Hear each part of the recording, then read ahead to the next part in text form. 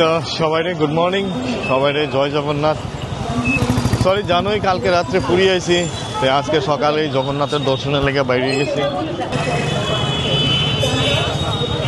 দেখছো ওই যে মন্দিরটা দেখা যায়, জানি এদিকেও ভিতরে ক্যামেরা এলাও না, তোমরা সবটা মন্দির দেখাইতেও পারতাম না ভিতরে, বাইরের থেকে যত তুমি দেখান যায়।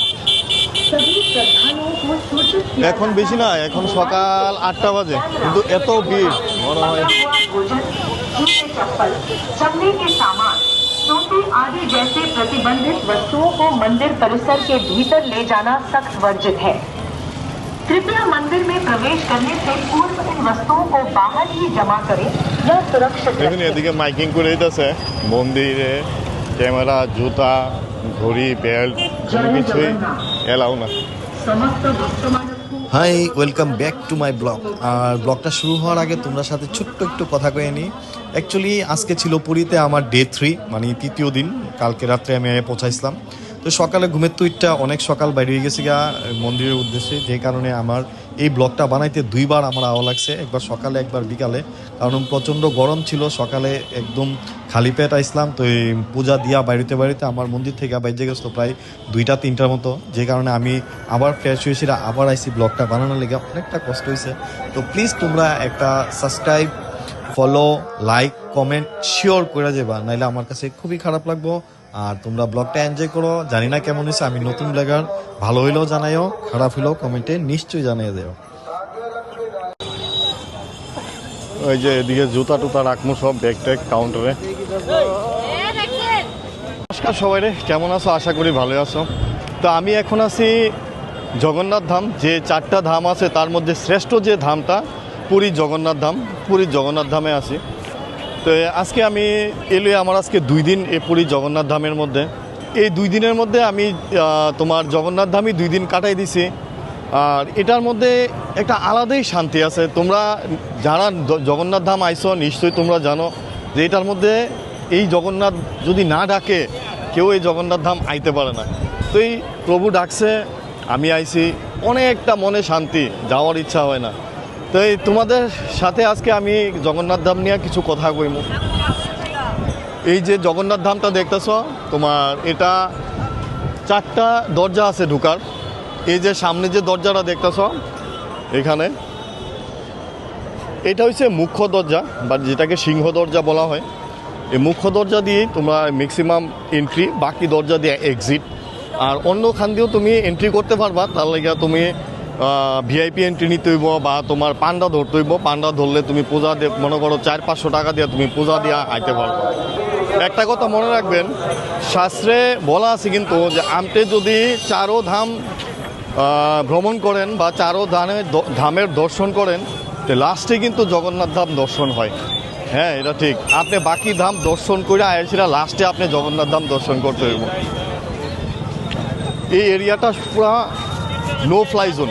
এখানে কোনো হেলিকপ্টার, কোনো প্লেন, এমনকি আপনি যদি ড্রোন উড়ান, আপনার সেকেন্ডের মধ্যে এখানে ধরে নিয়ে আয় পড়বে। এটা সবটা নো ফ্লাই জোন।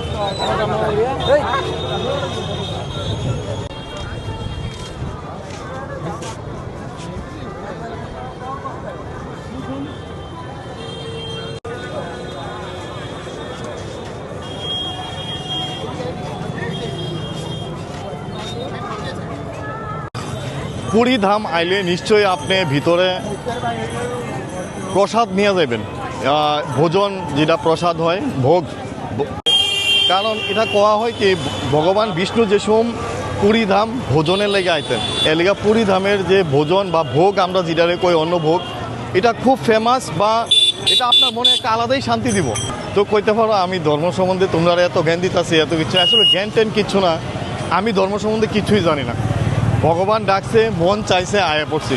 সেম আমি কাশী বিশ্বনাথও গেছি, ভগবান ডাকছে, মন চাইছে, আয়ে পড়ছে। সেম আমি রাম মন্দিরও গেছি, ভগবান ডাকছে, মন চাইছে, আয়ে পড়ছে। তোমরাও আছে না, যে সময় মন চাইবা, আরে টাকা পয়সা কিছু না পাই, আইতে এত আহামরি টাকা কিছু লাগে না, তুমি ট্রেন ধরবা, সোজা আয়ে পড়তে পারবা। একটা আলাদাই শান্তি। সারা জীবন তো কামাই রোজগার করবাই, কিন্তু এই যে এই জায়গাটার যে শান্তিটা, এটা তোমার পকেটে 1000 কোটি টাকা থাক না গেলে এই শান্তিটা তুমি টাকাটা দিয়ে কিনা পাইতা না, যতক্ষণ তুমি এই জায়গাটাতে আইতা না।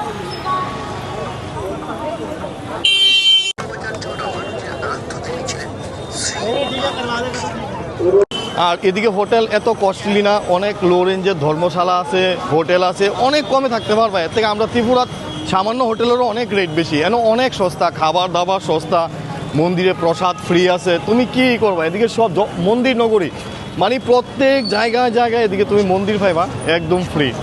তুমি কোনো মন্দিরে টাকা দিতে লাগতো না, প্রসাদ তুমি এমনি খাইতে পারবা।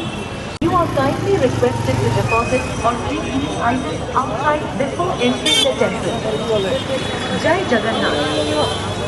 सभी श्रद्धालुओं को सूचित किया जाता है कि मोबाइल फोन, कैमरा আর এদিকে পুরো রাস্তা রাস্তা তুমি এরকম দোকান পাইবা, শাখা শঙ্খ, এই যে শঙ্খ শাখা চুড়ি মালা, অভাব নাই ভাই, কিতা লাগবে। আর এদিকে তো খাজা, খাজা হয়েছে এদিকে মন্দিরের বেস্ট প্রসাদ। এই যে প্রসাদ, এটা তুমি এখান থেকে কিনা নিয়ে ভিতরে ভোগ দিতে পারবা, অ্যাভেলেবেল। তবে এদিকে রাস্তা থেকে কোনো কিছু কেনার আগে তুমি নিশ্চয়ই বার্গেনিং করবা। বার্গেনিং করবা, কেন বার্গেনিং করবা? যে জিনিসটা তারা 500 টাকা কইব, এই জিনিসটা তুমি 200 টাকা 100 টাকা দিয়ে কিনতে পারবা। বার্গেনিং করবা, বার্গেনিং করো স্যার, একটু কোনো কিছু কিনবা না, এর থেকে দেবা। আরেকটা জিনিস দেখাই, এই যে এই দেখো, এই দেখছো নি, এটা অক্ষয় তৃতীয়ার দিন। এই অক্ষয় তৃতীয়ার দিন এটা রথের লেগে আনছে। এই দেখো ওই দিক থেকে রথের লেগে এই লাকড়িটা আনছে পুরা। এই লাকড়ি দিয়ে রথ বানানো হইতেছে। চলো ওই একদম লাস্ট অব্দি আছে অনেকটা, কিন্তু ওই দেখো অনেকগুলি। এই যাবার দেখো রথটা কোথায় বানানো হইতেছে। চলো রথটা কেমনে বানাইতেছে দেখাই।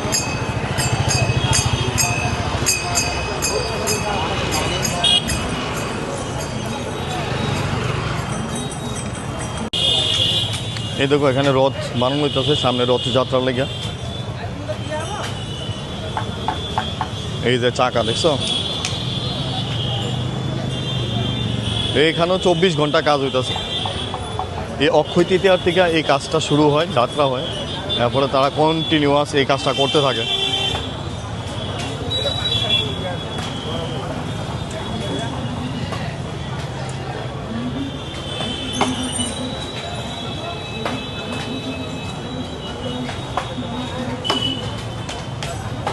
এই পুরাটা এরিয়া লইয়া সেরা রথ বানাই যাচ্ছে তারা।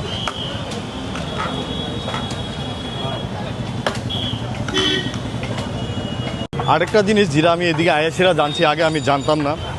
অ্যাকচুয়ালি কোনো সময় যদি তোমরা জগন্নাথ ঠাকুরের মূর্তি কিনো, পাথরের মূর্তি কিনবা না কোনো দিন। কারণ অ্যাকচুয়ালি অরিজিনালি জগন্নাথের যে মূর্তিটা হয় এটা কাঠের মূর্তি হয়। এখানে অ্যাভেলেবেল আছে, কাঠের মূর্তি আছে। কোনোদিন পাথরের মূর্তি জগন্নাথের কিনবা না, জগন্নাথের কোনোদিন পাথরের মূর্তি হয় না। এই পথরা দিয়ে জগন্নাথ যে রথ নিয়ে বাইর হয়, এই পথরা দিয়ে জগন্নাথ বাইর হয়, এই পথ। তো তোমরা সবাই লেগে এতটুকুই, আমি যতটুকু পারছি অতটুকু করছি, কারণ আমারও অনেক কাজ আছে আর আমি এতটা তথ্য জানি না। জানো নতুন ব্লগ বানাই। আর দ্বিতীয় কথা হচ্ছে ভগবান জগন্নাথ সবাই তোমরা ভালো রাখুক, এটাই কামনা করি। আজকাল লেগে এতটুকুই, বাকি অন্য একটা ব্লগে দেখা হইব। Tata, bye bye.